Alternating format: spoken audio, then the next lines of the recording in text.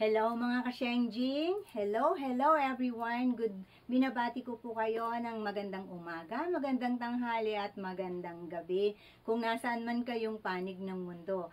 Ako po uli si Shengjing Kai, ang inyong legit na Feng Shui consultant dito sa YouTube.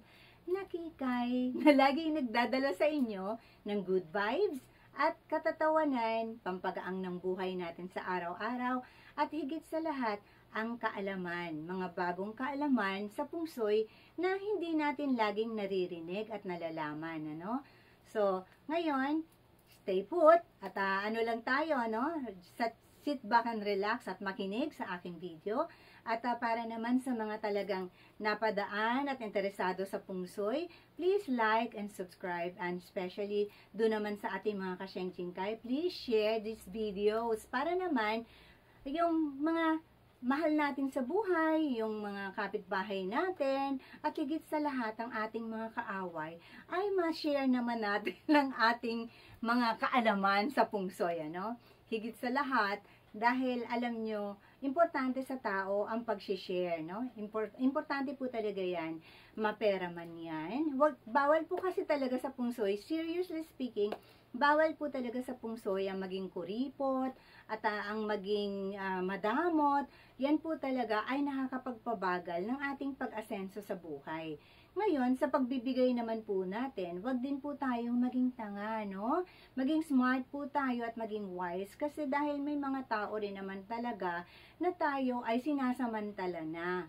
At kailangang malaman natin kung kailan tayo sinasamantala at kailan talagang nangangailangan ng tulong ang isang tao. Ngayon, hindi lang naman sa pera tayo makakatulong. Makakatulong din tayo sa pagkain, sa pag-share ng ating pagkain, at pag-share ng kaalaman sa kapwa natin. Kasi yung kagaya ng mga pag-share ng ating mga ibang YouTube doctors, no? Nakakasave din ng buhay yan. Kaya, kumbaga, hindi lang naman sa mga doctors, kagaya rin sa Feng Shui, itong mga sinasabi ko sa inyo, mga sinishare ko sa inyo na knowledge about Feng Shui, is very beneficial din po ito sa araw-araw nating mga ginagawa. So, I have already more than 50 videos. Kung interesado kayo, please watch it and learn something from it kasi marami po talagang mga unique knowledge ng Feng Shui na isinishare ko sa inyo na hindi ito nalalaman ng ibang tao. So ngayon, ang topic natin is very special din, ano? Kasi yung mga nagdaan kong mga dream meanings ay yung mga dreams na walang kinalaman sa inyong animal signs. Kaya ako ngayon gustong ginawa ko talaga itong ngayon, kapag nag-dream kayo nitong mga animal signs na ito, no? Na sa ating mga zodiac sa Feng Shui, at least makakakuha kayo ng hint, no? About the character, about ito kasi meron ding mga kasama rito na parang malalaman ninyo din kung ano yung representation ng isang animal sign. Hindi dahil maswerte ang isang animal sign ay magiging maswerte na rin ang resulta ng panaginip, no? Hindi naman dahil pangit yung ang animal sign is pangit din ang kanyang resulta. Hindi po, no?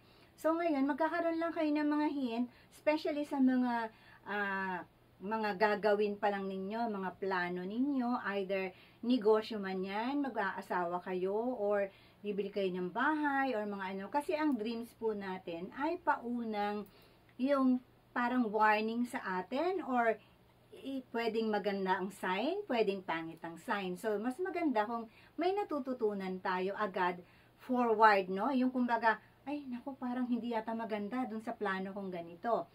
So, yun po ang ating topic ngayon. At magkakaroon din kayo ng konting knowledge sa mga attitude ng mga animal signs na ito. So, kapag nag-dream kayo ng rat, sorry, I need to stop muna ha. Kasi yung marami sa atin yung very interested sa mga stones, sa mga jewelries. Pero mamaya, tatalakayin ko yan sa inyo. So, dito muna tayo sa, sa mga animal signs na pag na-dream ninyo ito, no? Sa pag napaginipan ninyo itong mga animal signs na ito ay ito yung inyong ilulook forward o ito yung inyong mga warnings, no? So, kapag nag-dream kayo ng rats, ng mga daga, ano? Ito ay paano sa atin, nagbababala sa atin ng denotes that you will be deceived and injured by someone close to you and your homes. Quarrels with your companions is also forbode. Kumbaga, yung kapag naginip kayo nitong daga, meron ng mga na mga kayo ay maloloko, kayo ay masasaktan ng mga taong mahal nyo, ng mga taong malapit sa inyo, sa puso nyo, and magkakaroon kayo ng away sa mga companions inyo, sa mga kasamahan ninyo. Minsan sa sa asawa, ganon, no? Yan yung kanyang mga pahiwatig, kumbaga, kapag nag-dream kayo ng mga daga, no? Tapos magkakaroon din kayo ng konting shortage sa pera, pag ganyan na naginip kayo ng daga. So, medyo prepared na kayo dapat sa inyong mga expenses at sa mga, yun yung pag-iingat sa inyong mga pera, no?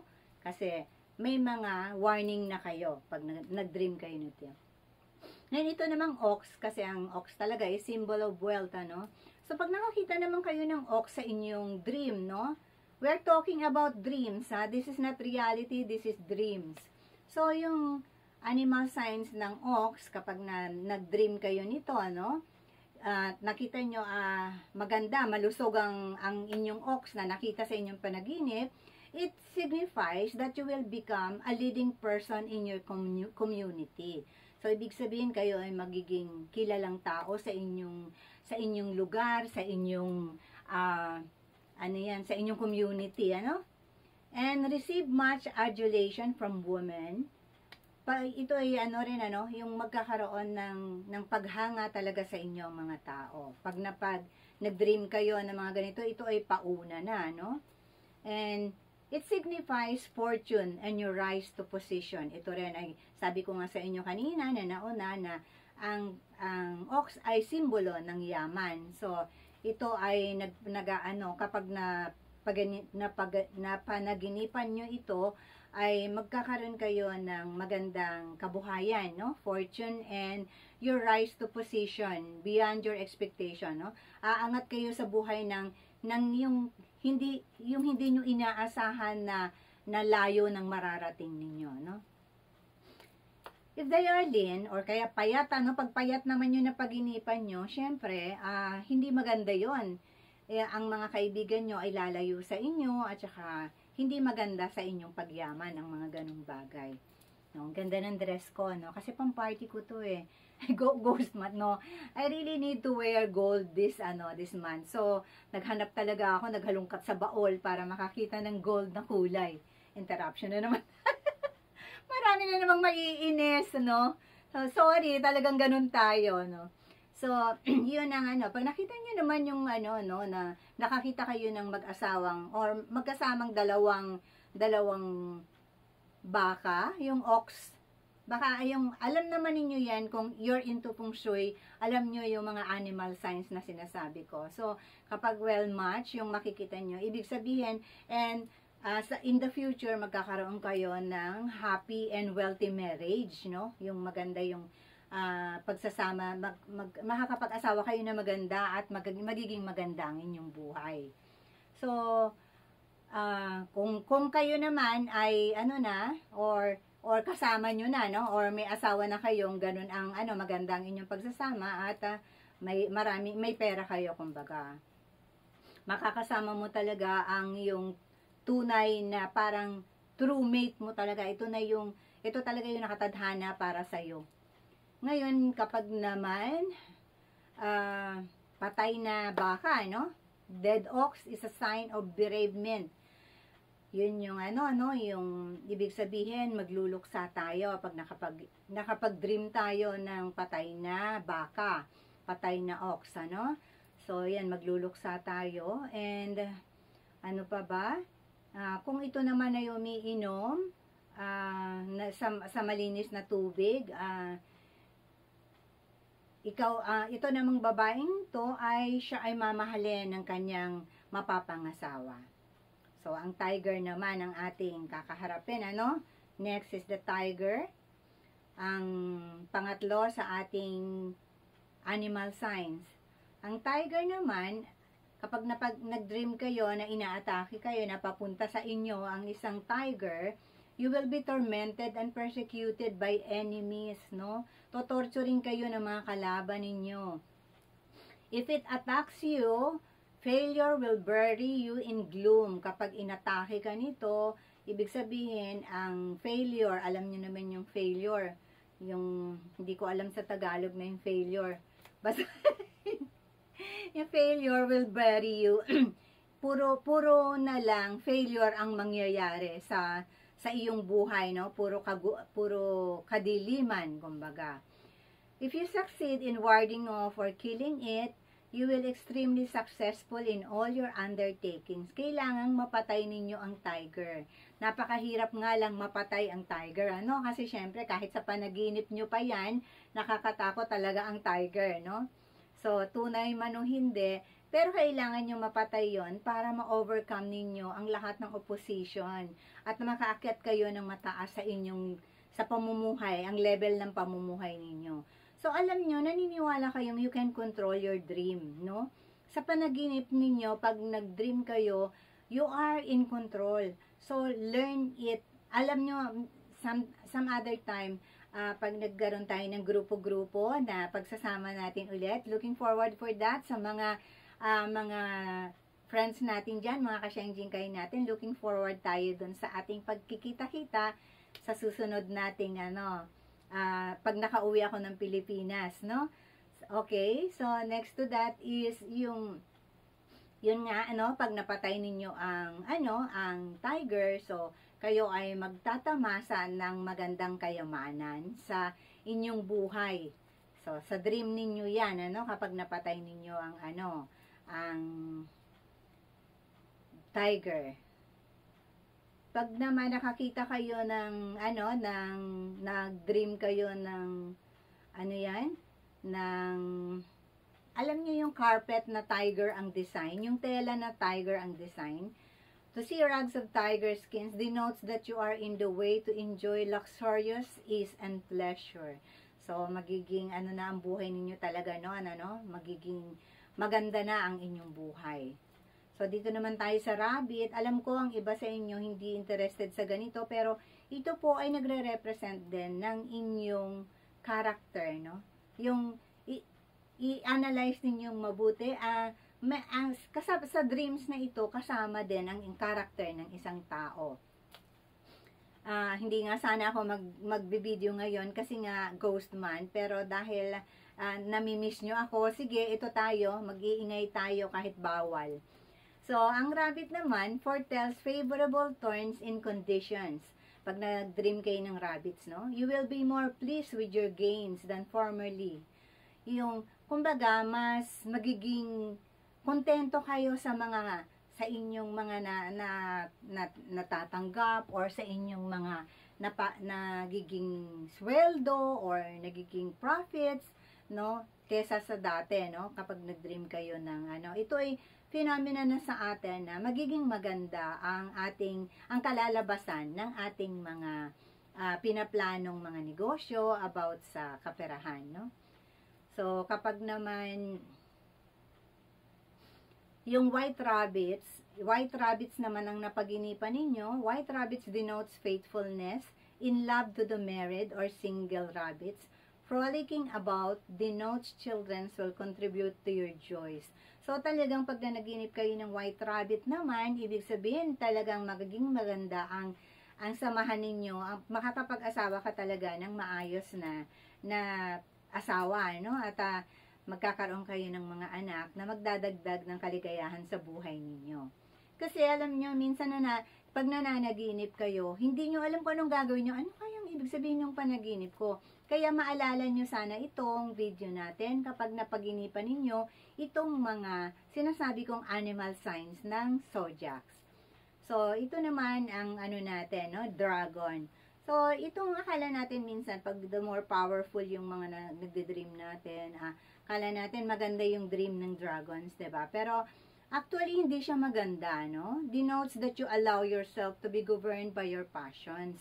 So, lahat yung mga, parang ang ano mo, ang nagiging pagkilos mo lahat, ang mga galawan mo sa buhay mo ay dahil yung gusto mo lang, hindi ka na nag-iisip na ito ba ay pakikinabangan ko or magiging maganda ba ang resulta nito.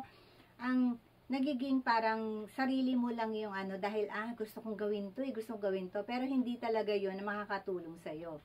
And that you are likely to place yourself in the power of your enemies through those outbursts of sardonic tendencies. You should be warned by this dream to cultivate self-control. Kaya yung kapag nag-dream kayo ng dragon, yung parang mas maano kayo ng yung mga enemies ninyo, mas mahahawakan kayo, makokontrol kayo ng mga kalaban ninyo, no? Yung magagamit kayo. 'Di ba meron kasing ganun yung mga manggagamit, yung tendency niyan ay magiging ano kanila, magiging parang minion kanila, no? Kapag nag-dream ka ng magiging minion ka ng mga kalaban mo kapag nag-dream ka ng dragon. It's not really a good dream, no? Pero akala kasi natin dahil dragon nga, it will bring you good luck or something, no? So, ito naman kasunod natin ay ang snakes, no? Alam nyo, napakarami talagang meaning ng snakes. Depende na ito sa inyo. Alam nyo kasi itong dream meaning na binibigay ko sa inyo, no? Kayo ang nananaginip. So, kayo ang nakakaalam ng eksena. So, itong sinasabi ko sa inyo ay kapag nakita ninyo itong mga 12 animal signs na inyo sa inyong dreams. But then, ang interpretation ninyo ay depende sa dreams ninyo kung ano talaga yung eksena, dahil wala naman ako dun sa panaginip ninyo. Wala naman ako dun sa loob ng panaginip ninyo. Not unless nandun talaga ako, ha. So, yun, yung snakes, no, maraming klase yan. But then, ito yung mga main lang talaga na pwede kong sa inyo, i-share sa inyo, no. To dream of snakes is a foreboding of evil in its various forms and stages. Ito talaga, proven ko po talaga to. Sa tuwing mananaginip po talaga ako ng snakes, talaga pong may nagtatraidor po talaga sa akin. Kahit na sa anong sabihin pa ng ibang tao na ito ay maswerte, ito ay hindi po ako naniniwala doon. Dahil siguro po sa buong buhay ko na lahat ng nag-dream ako ng snake na, alam nyo naman minsan, hindi talaga kayo nanonood ng snakes kasi natatakot kayong mag-appear sa dream nyo, 'di ba? And then, yun nga, nag-a-appear sa dream ko. And then, talagang 100% swak. Talagang may magtatraidor sa akin. Or meron talagang yung nagbibitray talaga, nag-cheat sa akin, ganon. Meron talaga nangyayari talaga sa akin. So, beware, no? Beware pag nanaginip kayo ng snake. Tapos, pag nag-dream ka naman ng patay na ahas at kagat ka nung patay na ahas, you will suffer from malice of a pretended friend. Yung, kumbaga, yung ikaw ay magsasuffer dun sa nagpe-pretend na, yung mga nagpe-pretend na kaibigan mo pero hindi naman, ano? Tapos, yung wriggling and falling into others naman, yung gumagalaw-galaw silang ganyan, tapos napunta sa iba, yung nalaglag sa iba, you will struggle with fortune and remorse. Pag nag-dream naman kayo na pinatay mo sila, yun yung maganda, no? Kasi, if you kill the snake, para din to silang tiger, kasi very fierce and fiery, 'di ba? Talagang yung kailangan mo itong mapatay, even in your dreams. Kasi, either mapatay mo sila or ikaw ang magiging apektado nila. So, if you kill them, you will feel that you have used all opportunity of advancing your own interest. You will enjoy victory over enemies, no? Yun yung, yun ang meaning naman niya, na malalagpasan ninyo yung mga, matatalo ninyo ang inyong mga kalaban. Kapag naman hinakbangan nyo sila, walk over them, always live in fear or sickness, no? Kayo, kapag humakbang kayo sa ahas in your dreams, parang ang mafe-feel nyo, lagi kayong matatakot na meron kayong sakit, lagi kayong takot, tapos, yung mga selfish na tao ay kukunin ng mga kapartner nyo sa buhay, no? Yung parang nanakawin yung inyong mga siguro mahal sa buhay. magkakaroon ng, ano ba yan, third party, no? Parang magkakaroon ng third party yung inyong mga mahal sa buhay. Sa inyong mga husband or wives. Yan ang mga ano, no? Ang ibig sabihin niya. Pag napaluputan ka naman ng ahas at nakalabas ang dila, it is a sign that you will be powerless in the hands of the enemies. You will be attacked with sickness. So, yun, ano, hindi pa rin talaga maganda kapag napaluputan ka ng ahas. Yun nga, wala kang kalaban-laban sa mga kalaban mo, kaya you must learn how to control your dreams, no? Kailangan kayo ang, alam nyo, ang awareness sa dream. Next time talaga, ituturo ko rin yan sa mga friendship natin. So, ito namang, ano, kapag nag-change naman ng shape ang isang ahas, no, kunyari, dati siyang bilog, dati siyang, ano, alam mo na kapag dream na rin kasi ako nito, ng bilog na ahas, yung parang nag-ano siya. Ang dami talaga kasi, talaga yatang nakatadhana akong traidorin lagi, at saka talagang, ano, lokohin lagi ng mga, ano, no, ng mga tao na, ano, na, but not here inside my house, kasi nakapungsoy ang aking bahay, so they cannot do it. So yung ano, no, yun namang nag-change ng shape, trouble but calmness and willpower will save you from trouble. So kapag naman ganun ang na-dream ninyo, yung nag-iiba-ibang shape ng mga ahas, yung willpower ninyo, yung inyong will, kagusto, yung talagang ano na matalo yung inyong ano, yung inyong kalaban, no? Yung ikaw, yun magsisave sa'yo, at saka yung kailangan kalmado ka lang. Huwag kang pumatol sa kanila para ano, para maganda yung kalalabasan sa'yo nun, ano? So, ang susunod naman natin ay ang horse. Alam nyo, yung horse kasi akala lang lahat ng tao, dahil kapag nag-dream ka ng horse, lahat ng ito ay maganda, no? Pero may mga pangit na ano, may mga pangit na meaning ang mga horses. May mga pangit din na meaning. Kapag nakasakay ka, nakita mo ang sarili mo, nag-dream ka or nakasakay ka sa isang puting kabayo, yun ay very favorable sa iyo, talagang sa pagyaman mo, no? At mga mababait na kaibigan, ayan, no? Ayan ang magiging meaning nun. Ngunit, pero alam mo naman, pag maputi yung horse, natural, may possibility na marumi rin ang horse, di ba? So, kapag marumi yung white horse, hindi maganda rin ang meaning niya. Ang confidence mo ay sisirain ng yung mga naiinggit na kaibigan, yung talagang gagawang kanila ng mga ano, ng mga intriga, ng mga chismis, dahil nagseselos sila sa'yo or naiinggit sila sa'yo. Ganun lang naman talaga ang ginagawa ng tao, kung bakit sila gumagawa ng kwento at gumagawa ng mga, anong tawag mo dyan, paninira. It's because sa inggit, no? And then, kung ang kabayo naman ay itim, ito, no? Yung, 'di ba, akala ng mga tao, lahat ng klase ng kabayo ay maganda. Kung ang kabayo ay itim, you will be successful also in your fortune, no? Yayaman ka rin. Pero ang gagawin mo ay paraan ng pandaraya, no? Manluloko ka ng tao at para umasenso. Pag babae ang nanaginip nito, ibig sabihin, unfaithful ang asawa niya. Pag itim na kabayo, ano? Kapag sumakay ka ng magandang kabayo at natawid mo sa ilog, yun talaga ang sign na makakaranas ka ng good fortune at talagang magiging mayaman ka at makakaranas ka ng mga kasarapan sa buhay. Pero pag maitim na ilog naman, ayan na naman tayo. Kasi pag marumi ang ilog na tinawid mo, yung ibig sabihin, yung inaasahan mo na maganda ang resulta, ay magiging pangit ang kalalabasan. Hindi magiging successful.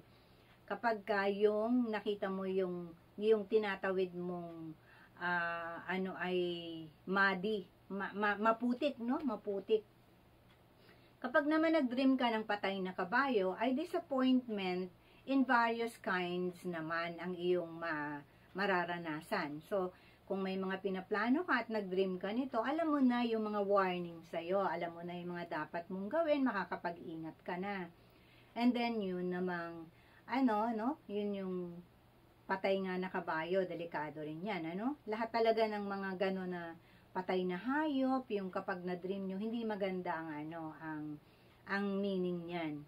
Tapos yung, not unless dun sa sinabi ko kanina na yung snake at saka yung tiger, mapatay ninyo, it's okay, no? Pag napatay ninyo. So, kapag naman, hinagis ka ng kabayo, ano? Kapag kunyari, sakay ka ng kabayo, pero hinagis ka ng kabayo, kaya sinipa ka ng kabayo, ito naman ang ibig sabihin ay matatalo ka ng iyong karibal. Yung mga masyadong maraming rival at matatalo ka ng mga karibal mo. So, ang ating kasunod naman yan ay gusto nyo bang hatiin ko to? Pero, sige, pagpatuloy na lang natin ha. Pagpatuloy na lang natin tong pwede nyo namang hatiin ng panunood dito. Kung masyadong mahaba. Kasi 12 animal signs ito eh.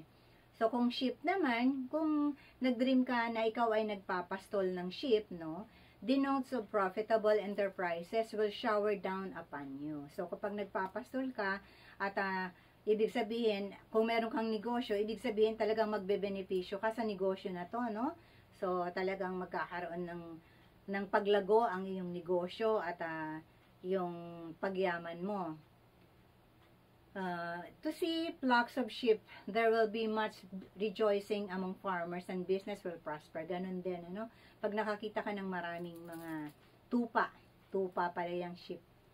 So, pag naman, nakakita ka ng mga tupa pero sakitin ng itsura, mga payat, mga yan, alam naman natin yan kahit ang mga tao, no? Kapag nag-dream tayo na yung loved one natin, nakita natin sila na payat, na may sakit, it means hindi maganda yung kanilang nararamdaman during that time. Kasi yung parang pinapakita na sa atin yung reflection ng kanilang feelings ng nararamdaman. Pag ito namang, yung nakita mo nga ay mga payat na mga tupa, you will be thrown into despair. So, yun nga, parang madidisappoint ka sa mga kalalabasan ng iyong negosyo o ng iyong trabaho o yung mga ginagawa mong mga racket, no? Di matutuloy ang mga planong inaasahan mo na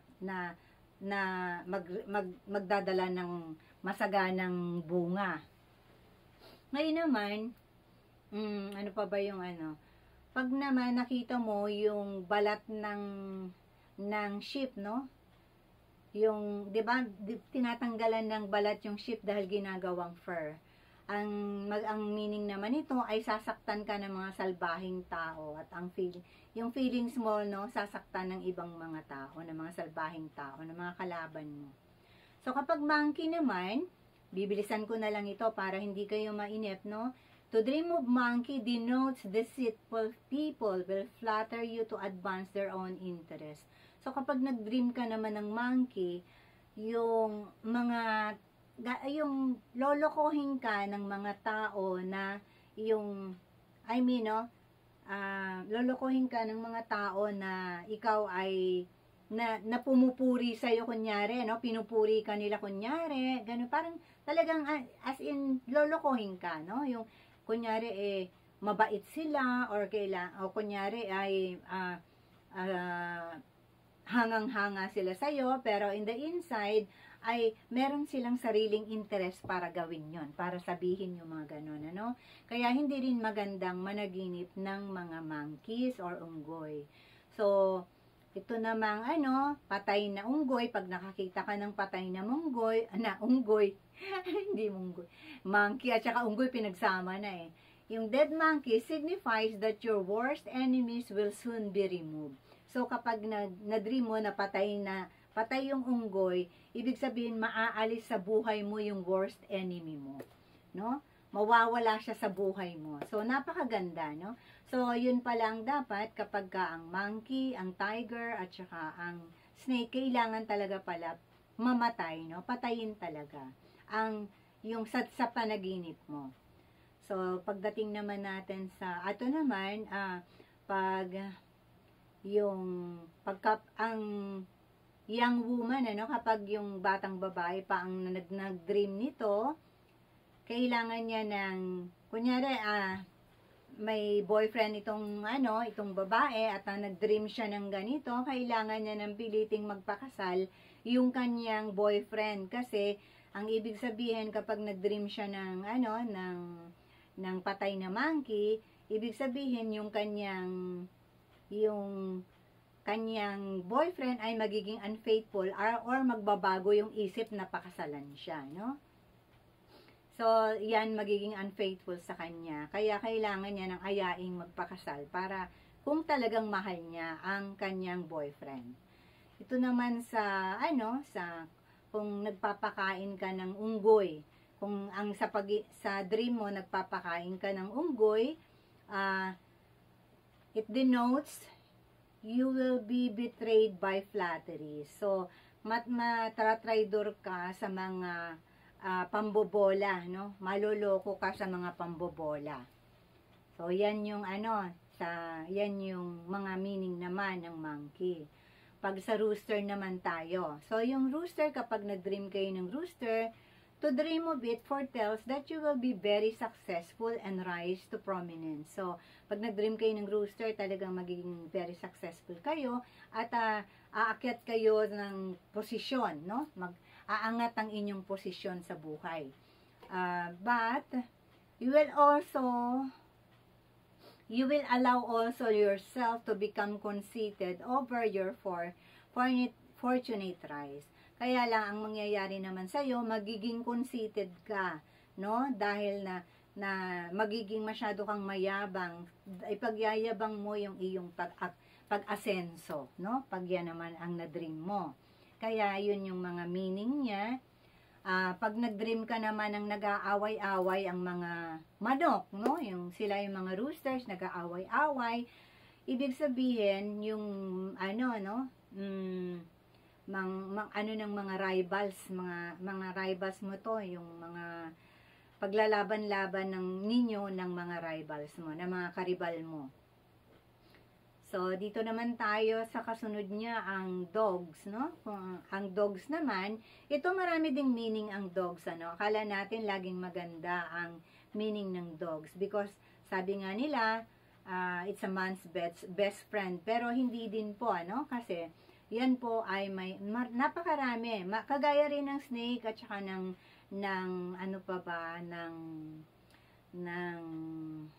ibang mga animal sign, marami din talagang kahulugan. Kaya nga sabi ko sa inyo, kailangan i-analyze nyo mabuti yung dream ninyo, kung ano yung sitwasyon. Kaya itong dog, no, yung mga matatapang na aso, pag nag-dream kayo ng matatapang na aso, denotes enemies and unalterable misfortune. So, mamalasin kayo, no? Hindi nyo mababagong kamalasan sa buhay, no? At maraming kalaban kapag nanaginip kayo ng matapang na aso.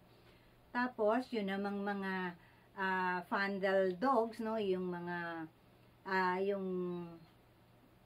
mababait na aso sa inyo, no? Yung mga ganon, indicate great gain of constant friends. So, talagang magkakaroon kayo ng maraming mabubuting kaibigan. Mga honest na kaibigan, yan talaga yung makikinabang kayo sa mga mababait na kaibigan. So, to dream that you own a dog with good quality, pag nanaginip kayo na maganda yung klase ng aso ninyo, you will be blessed, you will be possessed by solid wealth. Ibig sabihin, talagang magkakaroon kayo ng hindi mababawasang kayamanan, no? Yung solid wealth ninyo. Pero kung hinahabol kayo ng asong manglalapa, no? Hinahabol kayo ng aso, 'di ba? Lagi ganyan sa dreams yung hinahabol ka, you are likely to fall into temptation in which there is much danger of your downfall. So matitempt matitempt ka, mapapasok ka sa isang temptasyon na magdadala ng pagkabagsak mo o yung pagkalugi mo or pagka-fail mo sa iyong buhay.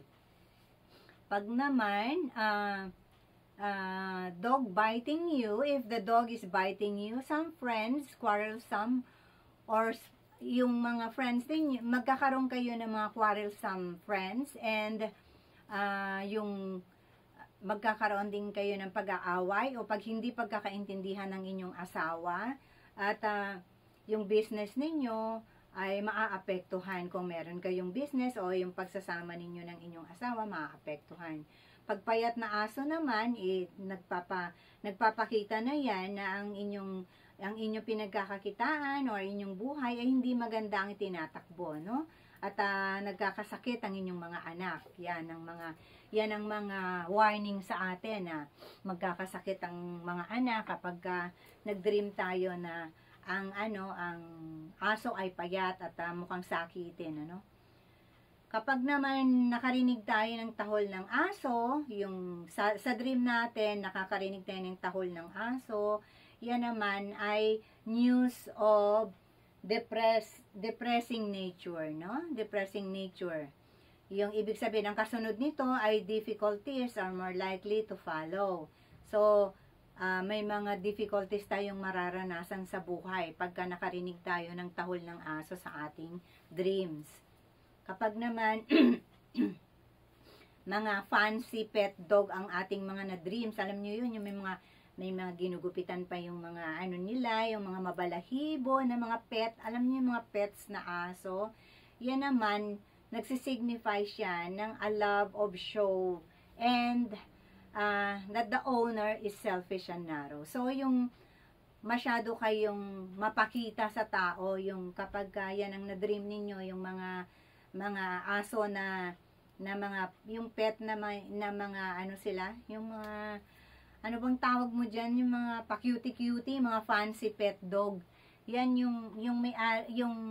ang meaning ng dream ay masyado kayong mapakitang tao, no? Masyado kayong selfish at mapakitang tao lang. So, kailangan nyong i-correct ang inyong ibig sabihin may problema kayo sa inyong attitude towards others. So, kailangan nyong iayos ang inyong attitude para mabago ninyo. Kasi mga signs na yan ang pagpapaalala sa atin. So, ano naman ang isa pang nila, yung alulong ng aso, no? Yan talaga, no? Pag nag-dream kayo na may alulong ng aso, alam nyo na yan na yan sa death, sa kamatayan. Merong warning sa kamatayan. Or paghihiwalay ng inyong mahal sa buhay. Yan ang niya, no? Pagka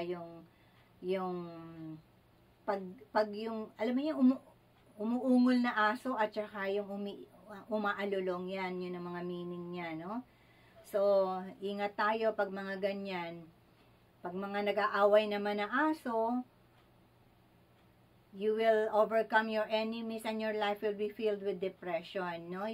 Yung mga enemies mo, lagi mong nagpo-portends ito ng mga kaaway lagi. Kapag meron yung alam niyo yung nag-uungulan na aso, yan, no? Hindi rin maganda yan. Nag-aaway sila. Ang inyong buhay ay mapupuno ng depression. Yung asong mad dog naman, yung asong ulul ba yan kung tawagin sa atin, yung tumutuloy yung laway.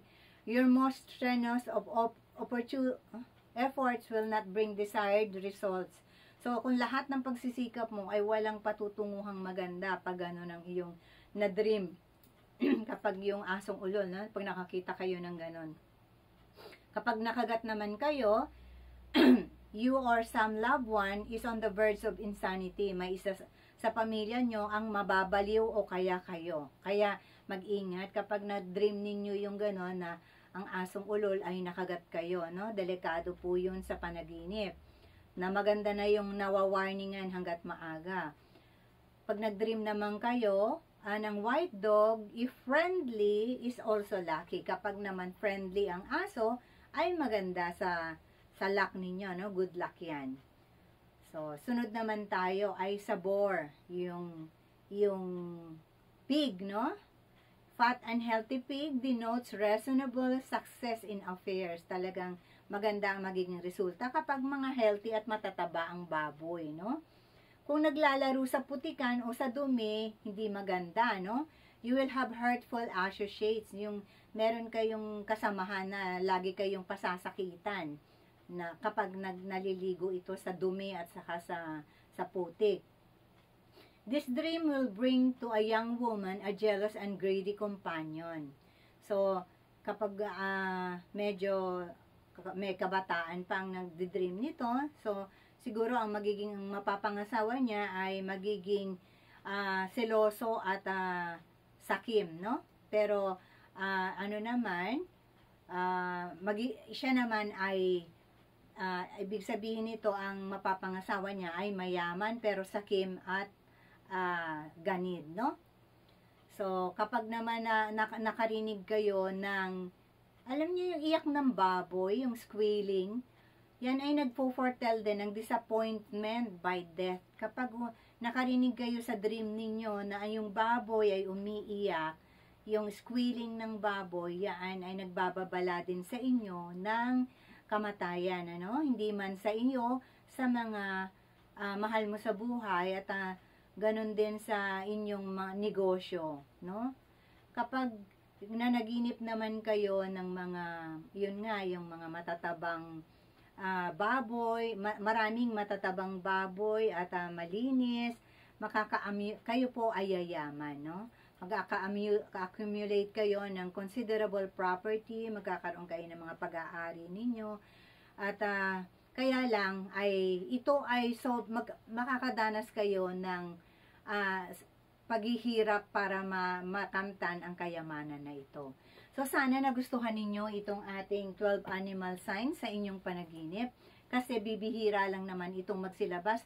Pero sa oras sana na mapaginipan ninyo ang mga bagay na to, ay maalala ninyo itong video na to, at magbigay sa inyo ng babala at mga ano yan, yung mga look forward ninyo para preparations ninyo, kung ano yung mga dapat ninyong gawin.